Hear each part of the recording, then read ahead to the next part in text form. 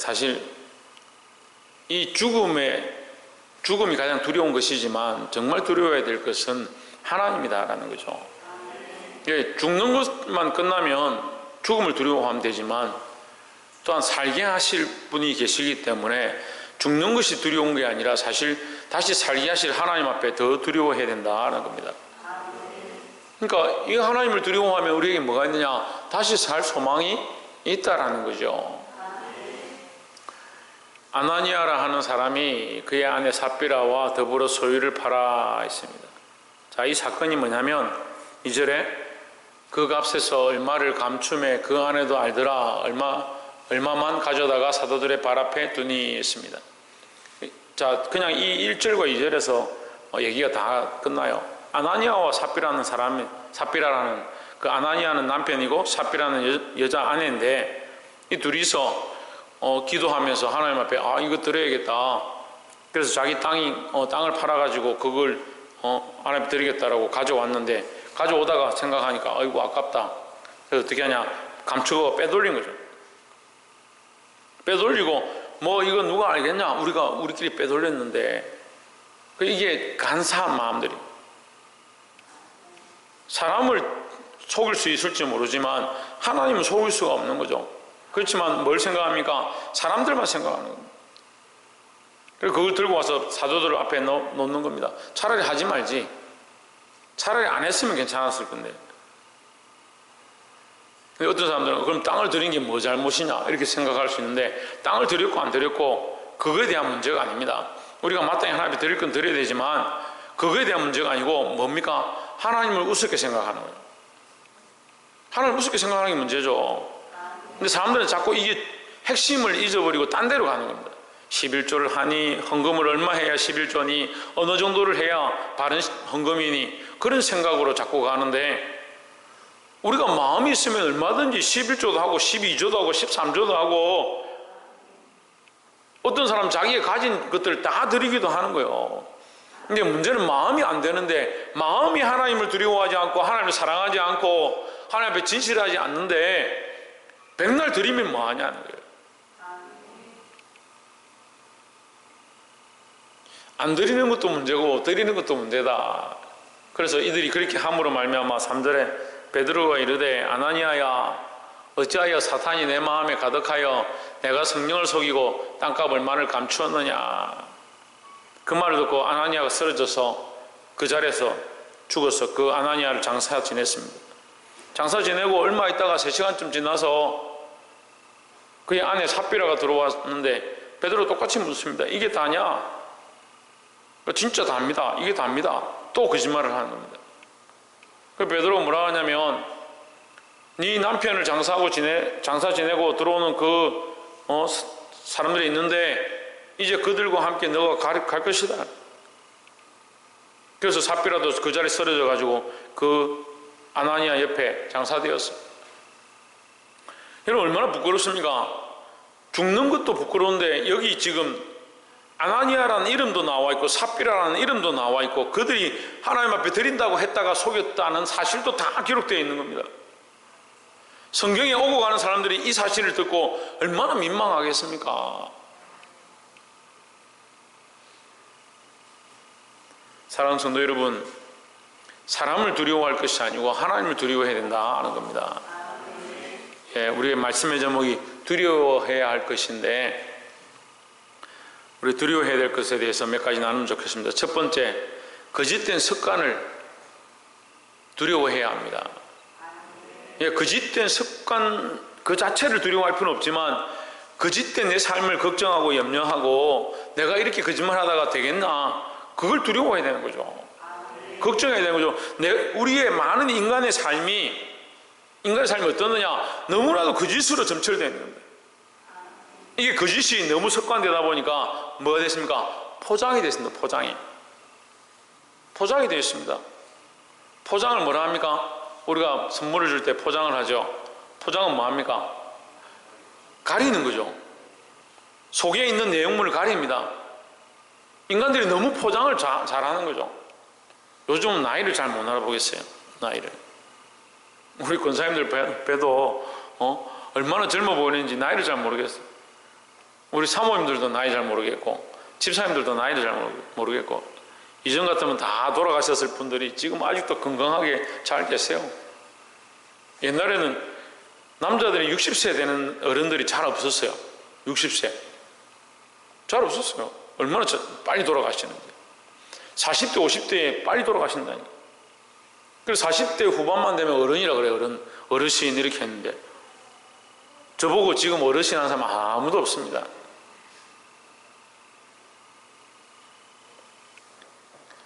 그런데 기술이 좋아져가지고 얼마나 이게 포장을 하는지 주름도 펴고 주사도 맞고 우리 집 그 양사모님 발톱이 안 좋아서 이 치료를 하러 갔더니 그 발톱을 피부과에서 하는데 제가 처음 알았네. 피부과에서 하는데 피부과 거기 가니까 대문짝만하게 붙여놨네. 뭐 필러 얼마, 뭐 보톡스 얼마, 그래가지고 뭐 몇백만 원 하면 한 20대 얼굴로 된다는 거예요. 포장하는 것, 이제 우리를 가꾸고 뭐 예쁘게 하는 것이 문제라고 얘기하는 건 아닙니다. 하지만 이게 너무 습관이 됐다는 거예요. 뭐가 습관이 됐냐? 거짓 때문에 습관이 되었다. 모든 상황 가운데 말을 할 때도 너무 쉽게 거짓말하는 거예요. 이 청년들 보면요, 거짓말을 너무 쉽게 해요. 그래서 목사님 그 거짓말 아니에요. 그냥 예의상 한 말이죠. 이렇게 얘기해요. 예의상으로도 거짓말을 너무 많이 해요. 물론 우리가 이제 서로 좋게 말하기 위해서 괜찮습니다. 아, 좋습니다. 먹을만 합니다. 이렇게 말할 수 있죠. 그런데 너무 쉽게 속이는 거예요. 이게 너무 습관이 되니까 거짓말을 하고 있는지 이게 진실인지 자기 스스로도 잘 모르는 거예요. 여러분, 할 수만 있으면 이 거짓말하는 습관들을 고쳐나가야 되는 겁니다. 거짓된 습관, 뭐요? 거짓된 습관, 거짓말하는 습관, 이 습관들을 고치시기를 주의 이름으로 축원합니다. 자기를 속이고 남을 속이고 또 나아가서 하나님을 속이고 이게 습관이 되어서 괜찮다고 생각하는 거죠. 신앙생활을 어떻게 하느냐? 거짓처럼 합니다. 괜찮다. 나 잘하고 있는데, 나 잘 믿고 있는데, 나 죄인도 아닌데, 자기가 자기 보고 괜찮다는 거예요. 이 습관들을 버려야 되는 겁니다. 뭘 버리라고요? 그렇죠. 거짓된 습관. 습관은 자연스럽게 계속하는 것을 습관이라 하는 겁니다. 말하는 것과 행동하는 것과 내 마음을 먹는 것에 이 거짓된 습관들을 버리시기를 주의 이름으로 축복합니다. 두 번째는 성령의 인도함을 받아야 한다는 겁니다. 두려워해야 될 것인데 성령의 인도함을 받는다. 그럼 반대로 뭡니까? 성령의 인도함을 받지 않는 것이 두려워해야 될 문제다라는 거죠. 여기 3절에 네가 뭘 속이고 성령을 속이고 사람을 속이는 게 문제가 아니라 너는 더 큰 문제가 뭐냐? 성령을 속인다. 성령을. 다시 말하면 성령을 두려워하지 않는다라는 거죠. 성령을 두려워하지 않는 이유는 뭐냐? 처음에서 나왔던 것처럼 거짓된 습관 때문에 성령을 속이는 것을 괜찮다고 생각하는 겁니다. 이런 사람들이 점점 양심이 굳어지고 더 나아가서 양심이 화인 맞았다라고 하는 겁니다. 양심에 화인 맞으면요, 자기가 거짓말하는지 모르는 거예요. 처음에 개척을 하니까 성도들이 목사님을 참 두려워하고 조심해하고 목사님을 참 존경하고 그래서 될 수 있으면 그 짓을 하지 않으려고 하는데 좀 가까워지고 좀 오래되니까 쉽게 말하는 거예요. 거짓말을 쉽게 하는 거예요. 쉽게 속이는 거죠. 우리 안에 우리가 예수님을 믿으면 누구를 믿으면? 예수님을 믿으면 우리 안에 어떤 변화가 일어나느냐? 성령이 들어오시는 겁니다. 성령이. 그럼 우리는 누구의 인도를 받아야 하냐? 성령의 인도를 받아야 된다. 제가 한번 물어봅시다. 문제를 내겠습니다. 제가 이 성도들한테 항상 얘기하던 말인데, 성령을 잘 모르겠고 성령의 인도함을 잘 모르겠으면 어디에 반응하라? 왜? 잘 알고 있네. 양심에 반응하라. 양심에. 최소한 양심은 따라가야 되는 거야. 제일에 뭘 따라가라고? 자기 뭘 따라가라고? 안 자고 있네. 눈은 감고 있는데 대답은. 조회찬 뭘 따라가라고? 눈 뜨고 있는데 자고 있나? 조혜준 뭘 따라가라고? 양심을 따라가라. 양심을. 최소한 양심은 따라가야 되지. 사람이 양심 없는 사람이 되면 안 되는 것처럼 성령이 오시면, 우리가 예수님을 믿으면 성령이 우리 안에 오셔서 뭘 만지시냐? 양심을 만지는 거예요.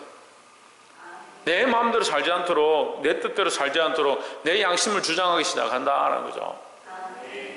그래서 최소한 양심에 걸리지는 않도록 목사님이 이렇게 하겠습니다 해놓고 안 하면 자기가 양심이 걸리면서도 또 거기다 뭐 합니까? 또 이래서 못했습니다. 저래서 못했습니다.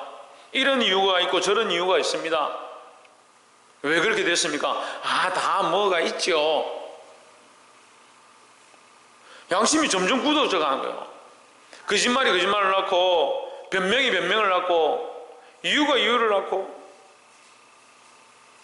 그 양심이 순결하고 정결하고 예민해서 하나님 말씀을 따라 성령의 인도를 받아야 되는데, 그 양심이 딱딱해져서 굳어져서 화인 맞아서, 화인 맞았다는 건요 죽었단 말이에요. 죽었단 말이에요. 불로 지졌다는 건데, 고기를 도축해가지고 죽이고 나서 그 고기를 이제 정육점에 걸기 전에 뭘 찍습니까? 도장을 쾅 찍습니다. 도장을 왜 찍냐면 언제 도축했고 언제 잡았고 표시를 하는 거예요. 죽었다는 거죠. 화인 맞은 양심이 뭐냐? 불로 찍었다. 불로 도장을 콱 찍었다. 그 뜨거운 줄 모르는 겁니다. 불로 도장을 찍으면 아이고 뜨거라, 어이구 왜 나한테 이렇게 하냐, 이렇게 해야 되는데 양심이 굳어버려가지고 아무리 말씀을 가르치고 찌르고 좌우에 날선 어떠한 것보다 예리한 하나님의 말씀으로 가르쳐도 뜨겁지 않고 아프지 않다는 거예요. 왜요? 양심이 굳어버렸어.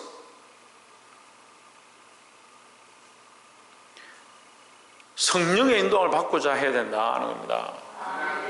그러면 반대로 성령의 인도를 받지 못하는 것을 두려워하고, 양심이 굳어져 가는 것을 두려워하고, 내 귀가, 영적인 귀가 열려서 하나님의 말씀을 듣지 못하는 것을 두려워해야 된다는 거죠. 이 성령의 인도함을 똑바로 받으시는 저와 여러분 되시기를 주의 이름으로 축복합니다. 마지막 세 번째로 하나님의 살아계심을 인정해야 된다는 겁니다. 반대로 하면 뭐요? 하나님의 살아계심을 인정하지 않는 것을 두려워해야 된다는 거예요. 하나님 살아계심을 잊어버린 것을 두려워해야 된다고요. 하나님 살아계심을 잊어버리면 두려움이 없어집니다. 진짜로. 두려울 게 없어요. 무서울 게 없어요. 그러니까 세상에 하나님 없으니까 양심대로 할 필요도 없고 자기 마음대로 하는 거예요. 제가 어제 사모님하고 일이 있어서 목사님들 만나고 저기 중남초등학교를 지나서 이렇게 나오는데, 그 삼거리에 돌콩 짜장이라고 있죠. 거기 지나오는데 나오는 길이죠, 거기는. 근데 덤퍼트럭이 반대로 오는 거예요. 그래서 제가 빵 이렇게 했습니다. 그래서 계속 서 있더라고. 그래서 제가 이렇게 비켜주면서 왜 차를 이렇게 운전하냐고. 이렇게 하면 경찰에 신고해야 된다고. 그렇게 하니까 저보고 뭐라고 하냐면 웃자라고.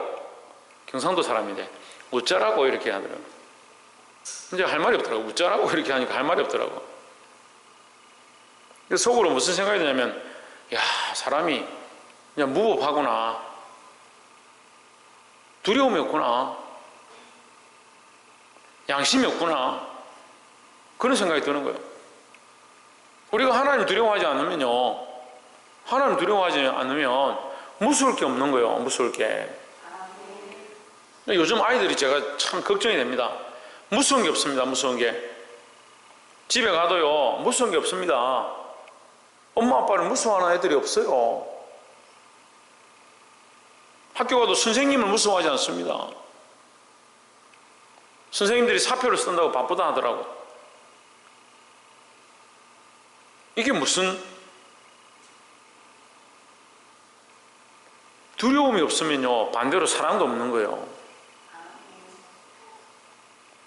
부모를 두려워하고 내가 잘못했을 때 부모님의 책망을 듣고 엄함을 알고 내가 이렇게 살아야 될 것들을 가르침을 받기 때문에 엄마는 나를 사랑하고 있다. 나를 사랑하셔서 바른 길로 가기 원한다. 그 두려움을 알기 때문에 사랑이 함께 있는 건데 두려움을 가르치지 않으니까. 물론 사랑이 없이 두려움만 가르치는 게 문제죠. 그것 때문에 체벌 금지시키고 이렇게 하고 있지만 우리 사회가 너무 한쪽을 없애버리는 거예요. 그러니까 모든 게 다 뭐라 합니까? 경찰에 신고해야 되는 거예요. 모든 일을 해결이 안 되잖아요. 두려워하지 않으니까, 양심이 없으니까, 하나님을 무서워하지 않으니까, 부모를 두려워하지 않고 선생님을 두려워하지 않으니까 무조건 경찰을 불러야 돼요.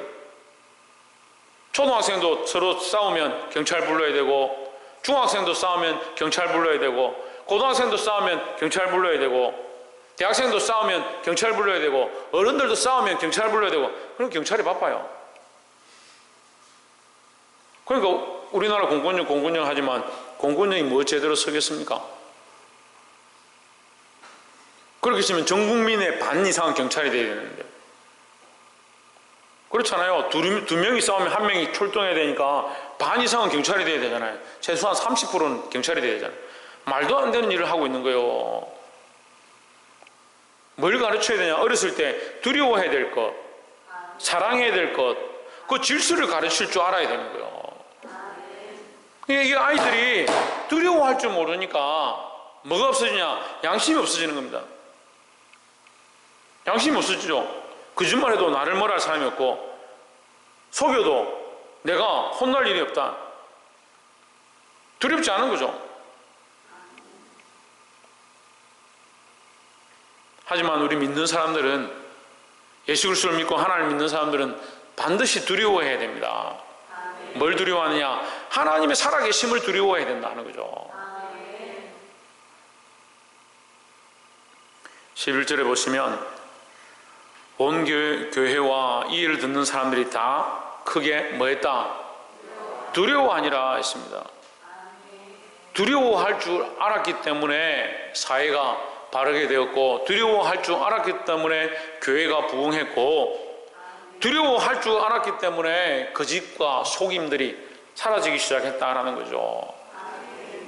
여러분, 이 시대가 점점 악해져 간다라고 말하고 있습니다. 하지만 그렇게 말하기 이전에 나 자신부터 하나님을 참 두려워하는가, 아니면 내가 거짓된 습관을 가지고 속이고 있지는 않은가. 근데 이게 습관이 되어서 이것이 생활이 되고 이것이 패턴이 되어 있는 사람들이 수없이 있습니다. 이 사회가 그렇습니다. 너무나도 속이는 것을 좋아하고 당연하다고 생각하고 있습니다. 여러분, 이 습관을 고쳐야 될 줄 믿습니다. 두 번째는 뭐라고요? 성령의 인도함을 받으라고요. 성령의 인도함에 대해서 잘 모르겠으면 최소한 뭐하라? 양심의 소리라도 들으라.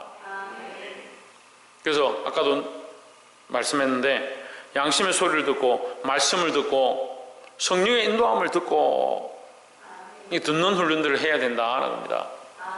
반대로 들리지 않으면 두려워하십시오. 내가 죄에 매여서 악한 것들에 얽매여서 기가 막혀서 말씀을 듣지 못하는구나, 양심의 소리를 듣지 못하는구나. 왜 두려워해야 된다는 거죠. 세 번째로, 왜 하나님 살아계심을 인정하자라는 거죠.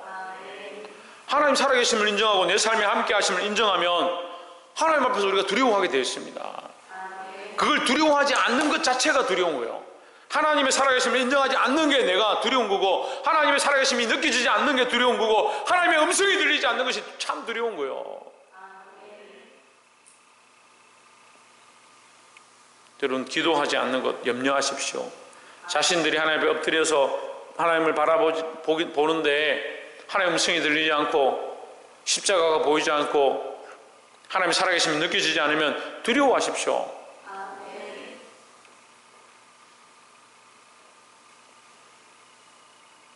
하나님을 두려워하고 살아계심을 인정하고 성령의 인도함을 받고 거짓된 습관들을 버림으로 이 시대 가운데 거룩하게 쓰임받는 사랑하는 성도들이 되기를 주의 이름으로 축복합니다.